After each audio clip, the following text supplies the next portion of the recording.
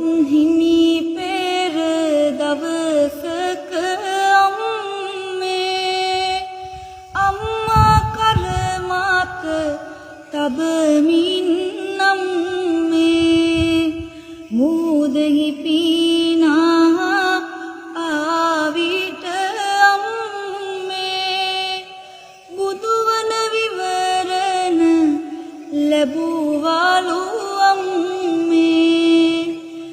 ගිරවෙකු වී බෝසත් පෙර විකාලාගෙනි යනවාලු උගුලට හසු වී